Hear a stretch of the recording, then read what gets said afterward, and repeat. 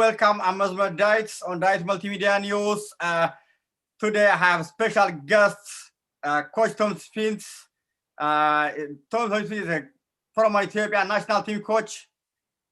You hear me, Tom? Yes, I can hear you very well. How are you? Coach Tom Saintfiet is a great experience. It's former Ethiopian national team coach and currently is Gambian national team coach. Coach Tom is a great experience from African to Europe and Asian to South American. Great to have you, Coach Tom Saintfiet, Dawit Multimedia. Thank you very much. It's a pleasure to be here. It's a pleasure to talk to you. For your time, thank you very much, Coach Tom Saintfiet. Coach Tom Saintfiet, as we know, everybody you know you, but for our followers, a little bit, would you introduce yourself for our followers? Thank you very much. Yeah, I'm first of all Belgian UEFA Pro licensed coach who started already 24 years ago with coaching. I'm currently 47 years old, but on the age of 24, the youngest head coach in Belgian football. Since that moment, I coached in total 10 national teams, 6 in Africa, Ethiopia in 2011, but also Namibia, Zimbabwe, Malawi, Togo, and currently Gambia, but coached also in Asia the national team of Yemen and Bangladesh, in Europe the national team of Malta, and in America the national team of Trinidad and Tobago. A lot of experience also on club level. Won in 2012 CECAFA Cup with Yanga, Young Africans, currently, like I said already, since 2018 national team coach of the Gambia. Wow, it was wonderful experience. Thank you, Coach Tom Saintfiet. As we know, Coach Saintfiet, when we are in a pandemic, almost we still going out from pandemic. Is that impact you the pandemic time in your career? Would you share to us your experience, please? Thank you for that. Yeah, it's very tough for everyone. I think for everyone in the world, it's the first time in our life that we experience such thing. It's also something we don't know really the exact facts and the risks of it. We don't know how it will develop in the future, how long it will be with us. So it affects our life. First of all, the football. We couldn't play for a long period. Our last qualifier was in 2019 in November. March was cancelled, June was cancelled, September we couldn't play. Last month of this month, October, we played finally some friendly matches, of one friendly match. That was good. But also as a human, I'm living at the moment, I'm in Belgium. In Belgium, we have at the moment, we are a very small country. We have about 11 million people, but we have almost 20,000 infections every day.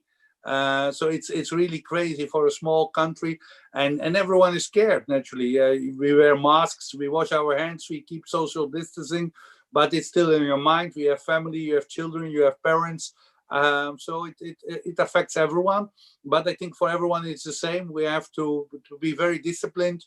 We have to respect each other and ourselves, and keep distance, wear masks, avoid crowds, and that I think is the most important thing. So, but yeah, it's in two ways. It's football and human are both separate, but both are affected naturally by the pandemic. Wow, what's great. It's a great honor to speak with you, Coach Saintfiet. As we know, you have experience from Europe, so Africa and Asia, to South America. I remember in Trinidad and Tobago. So just what went well for you and not well on your journey? Please share to us for our followers. Oh, I think you have a lot of nice experiences as a coach, and sometimes there are also disappointments, but that's with every human in world. You cannot have only success. Sometimes you make a wrong decision. Sometimes you fail, and you can become stronger out of that. In general, I'm very, very happy and very satisfied with my career. The fact that I could start as a coach on the age of 24, I'm still very happy that the club who gave me the first opportunity gave me that opportunity. I think it was very good experience on that age. And then naturally, it was always my ambition to become national team coach in African football. And in 2008, I became national team coach of Namibia. That was a great experience. I took Namibia over. They lost 9 out of 10 matches before I arrived. And when I came, we started climbing 34 positions in the world ranking. We beat Congo DRC with 4-0. We beat Zimbabwe 4-2. We beat Malawi 1-0. So we had some great results. And after that, naturally, Ethiopia. It's one of the most beautiful times in my career. I love being in Ethiopia. I'm impressed with the football in it. But naturally, I arrived 10 days before my first match against Nigeria, the Super Eagles. Ethiopia had lost in Nigeria 4-0 under Iti Nura. And I came 10 days before the game. And it was such a memorable game that the stadium was fully packed, crowded in Addis Ababa.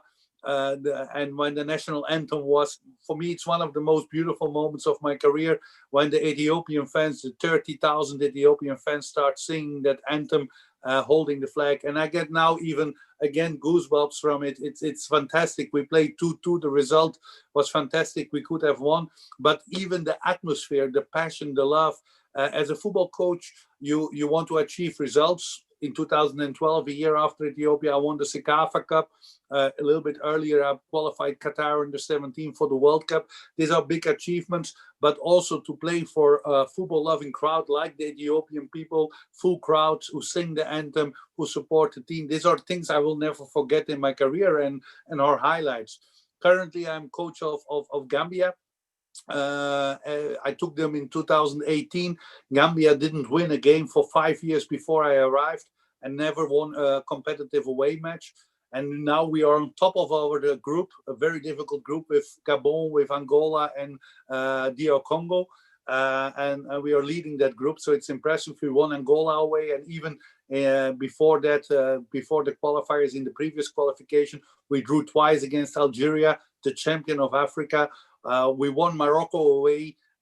We won Guinea-Conakry, beat Benin, and it's also a pleasure. I have a very good feeling currently in Gambia. It gives me a little bit the same feeling as my time in Ethiopia.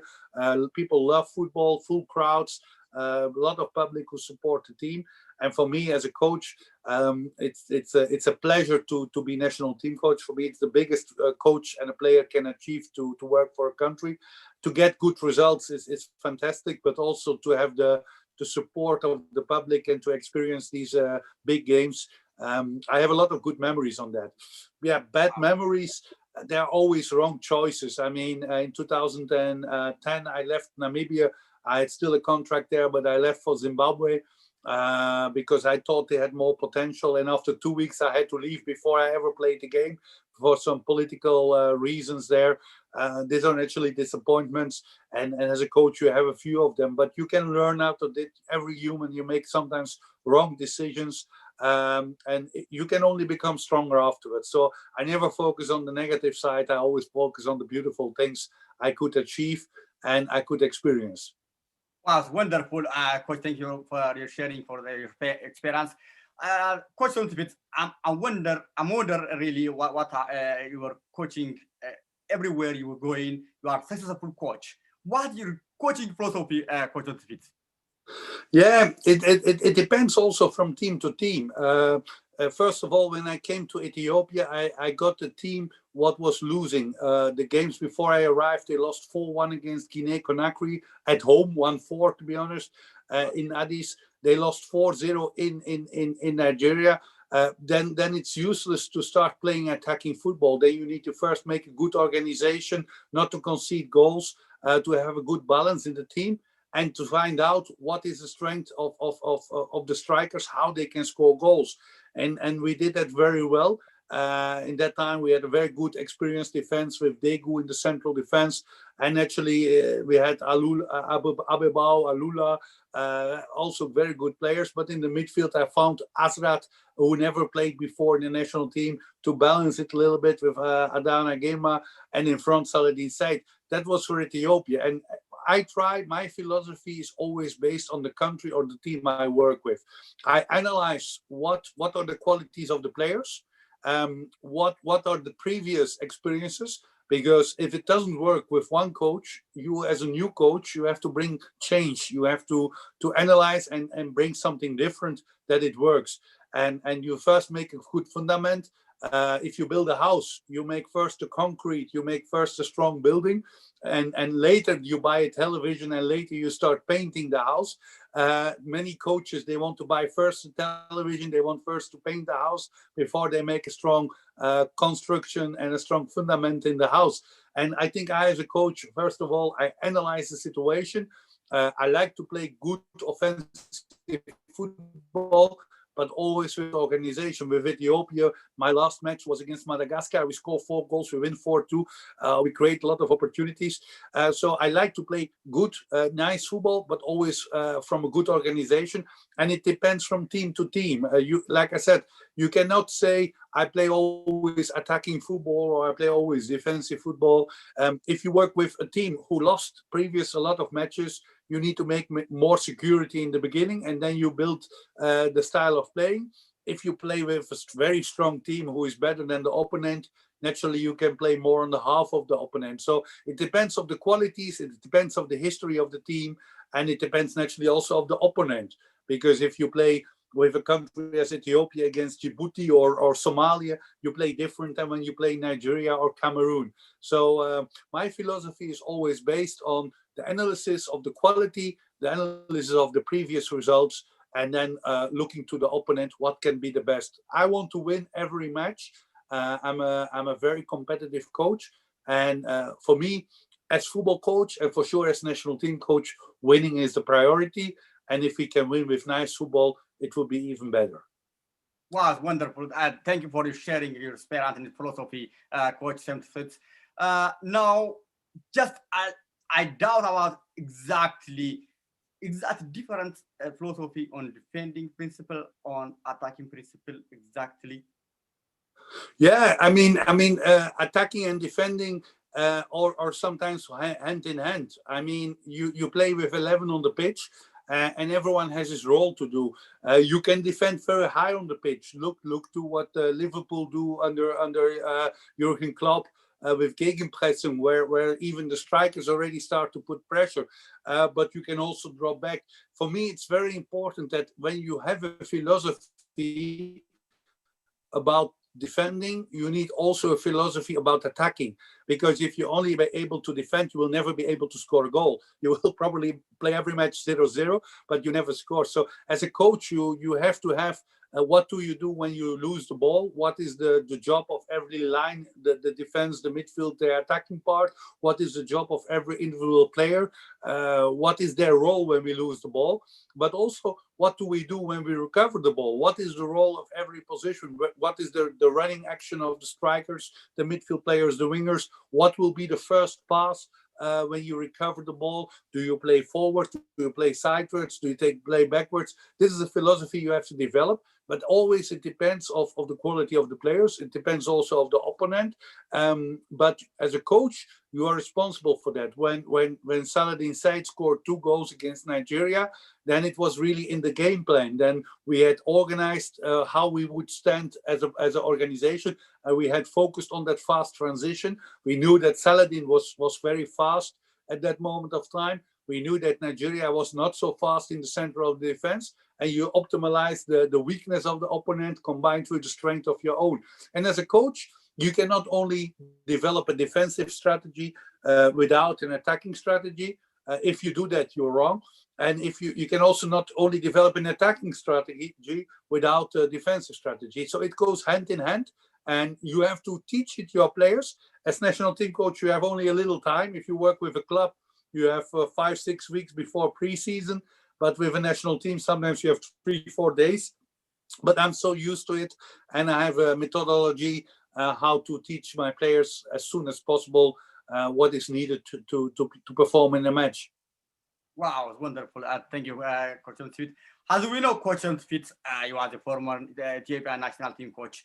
On the moment, on the period of your coach Ethiopian national team, is that what's your experience? It's well, it's not well for you. Excuse me, I couldn't hear the question very well. The time you are in Ethiopia, you coaching Ethiopian team. What was your it's happened to you and well or not well? Do you have any experience? Oh, for me, first of all, when I arrived, I think it was end May 2011, a few days before, like I said, 10 days before we played Nigeria. I remember my first press conference. The journalist asked me, what are you coming to do here? We are not a football country. We are only good for athleticism, and we have no good football players. That was what the Ethiopian journalist told me. And I said, no, I said, we're going to win from Nigeria. And everyone thought I was crazy. But we started hard working. At that moment, Atenafu was my assistant coach. Sunet came only after the game of Nigeria, but first Atenafu was my assistant coach.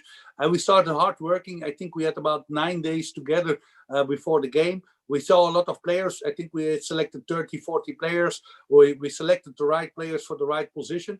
And what I loved on Ethiopia is, first of all, the players have a lot of qualities. And they are very disciplined. It's a pleasure to work with Ethiopian players.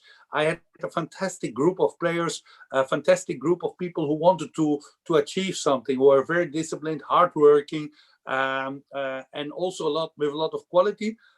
Plus, I was surrounded with a good staff. We worked very hard, and we got immediately good result. Nigeria scored 1-0. Saladin said just before halftime 1-1, and then after halftime Saladin scored 1-2. And normally everyone was hoping to win that game, but Joseph Yobo in the 2 minutes before extra time header after a free kick, and was a disappointment, but was still a very great result. After that, I watched a lot of games in Ethiopia, and I love Ethiopian football. I love the passion, the big clubs. The last years, it even developed more because now there are more beautiful stadiums in Ethiopia, bigger stadiums. But I went to Adana, I went to Yirgalem, I went to different places in Ethiopia to watch games. And it's impressive. Naturally, you have Ethiopian Buna and St. George, Dilibit, the big teams at that time. They are still there, and they have a lot of potential. They have the best players. They have the most money. They have good coaches. But also the smaller clubs were very passionate. And I traveled around Ethiopia. I saw so many league matches. I think in about 5 months, I saw maybe 60 league matches or something like that, or even more. I was always in the stadium, and then we played Guinea-Conakry. We lost there 1-0, but at home, our last game, we beat Madagascar 4-2. And I loved working with Ethiopia. And you can even find it back in June or July 2011, when I was only 1-2 months in Ethiopia. I said, this Ethiopian team will qualify for AFCON. And I said also, this Ethiopian team will qualify for the World Cup. Yeah. I said that in June, July 2011. And everyone thought this coach is crazy because, okay, we played good against Nigeria. But I had an agreement with EFF, the federation, to extend my contract because I loved working for Ethiopia. At that time, my current wife, we were not yet married. She was in Namibia. I traveled back after the Madagascar team.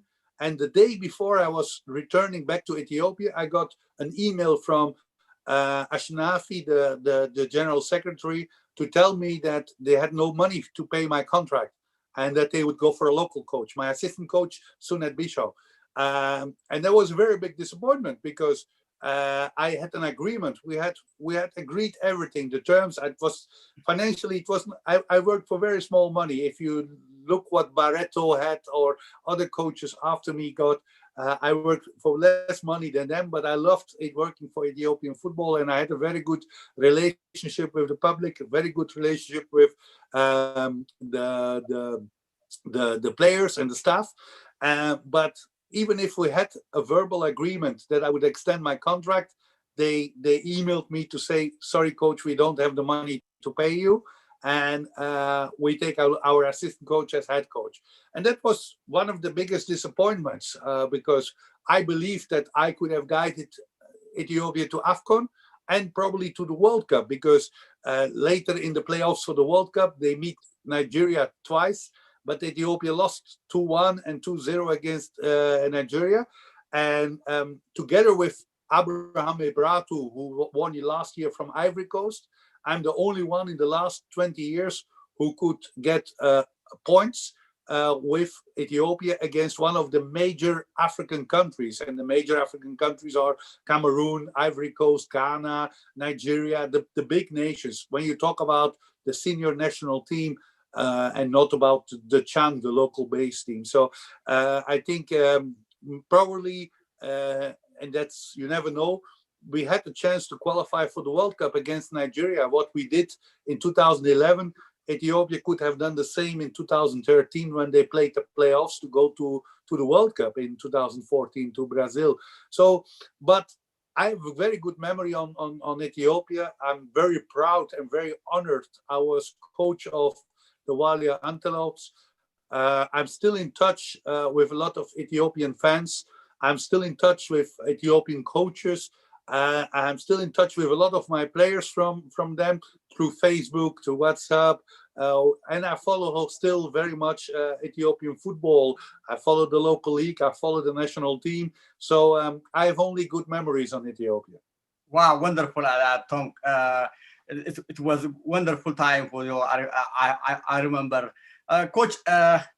Do you have any opinion for Ethiopia national team, coach, national team, in order to be successful in the future? Exactly. Do you have any opinion? Yeah, for me, it's that difficult to talk about it. I'm not in Ethiopia. I'm not knowing the team. There are only a few players left. I think Omot Okri is one of the few players who is left in the national team from my time. Now there's a new young generation. Abraham Ebratu is a very good friend of me, the former national team coach.